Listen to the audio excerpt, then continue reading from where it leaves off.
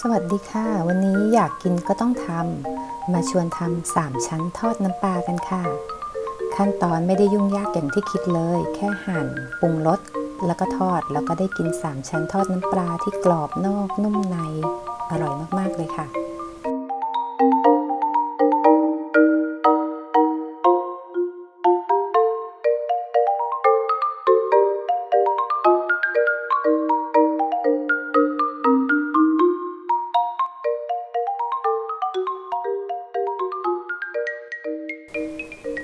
ส่วนผสมนะคะก็มีหมู3 ชั้นครึ่งกิโลน้ำปลา1 ช้อนโต๊ะซอสปรุงรส1/4 ช้อนโต๊ะพริกไทยใส่ตามชอบเลยค่ะแป้งทอดกรอบและน้ำเปล่าค่ะเริ่มต้นนะคะเรามาเตรียมหมู3 ชั้นกันก่อนหมู3 ชั้นที่ซื้อมาเนี่ยเราเอาไปล้างน้ำเกลือก่อนเพื่อล้างกลิ่นสาบของหมูค่ะพอล้างน้ำเกลือเสร็จแล้วก็มาซับด้วยกระดาษทิชชู่อเนกประสงค์ซับให้แห้งนะคะแล้วก็มาเลาะหนังออกค่ะขั้นตอนนี้ที่เราต้องเลาะหนังออกเพราะว่าถ้าเกิดเรานำไปทอดเลยเนี่ยหนังจะแข็งทำให้หมู3 ชั้นทอดน้ำปลาของเราไม่อร่อยค่ะ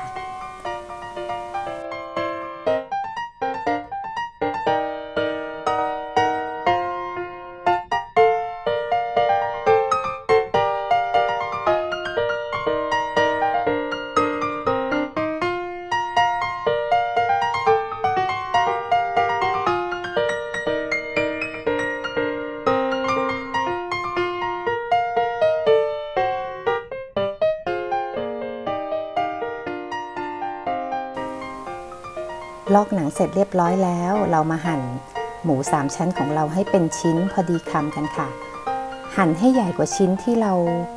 กะว่าจะทานเล็กน้อยนะคะเพราะว่าเดี๋ยวเวลาทอดเนี่ยเนื้อหมูจะหดลงไปอีกหน่อยนึงค่ะ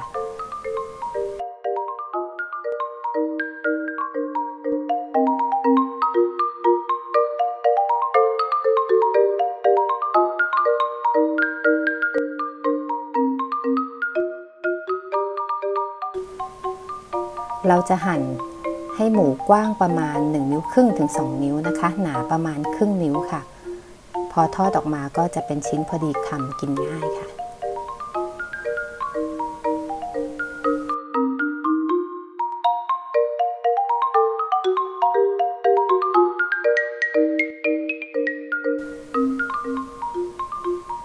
หั่นเสร็จแล้วได้ชิ้นขนาดประมาณนี้ค่ะสวยงาม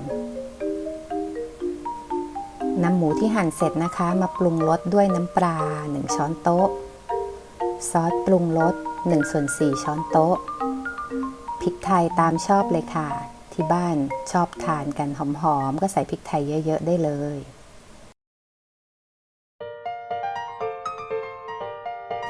ขยำให้เข้ากัน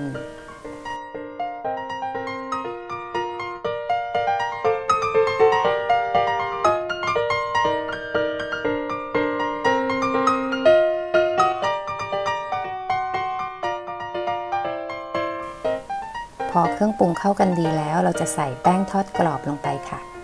กะแค่ให้พอเคลือบหมูที่เรามีให้ทั่วก็พอค่ะไม่ต้องเยอะมากและใส่น้ำเล็กน้อยขยำให้เข้ากันอีกรอบค่ะ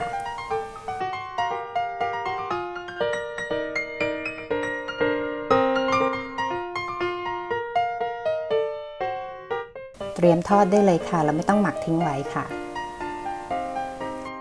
ตั้งกระทะใส่น้ำมันให้ท่วมหมูที่จะทอดนะคะเปิดไฟแรงรอให้น้ำมันร้อนจัดนะคะแล้วค่อยใส่หมูลงไป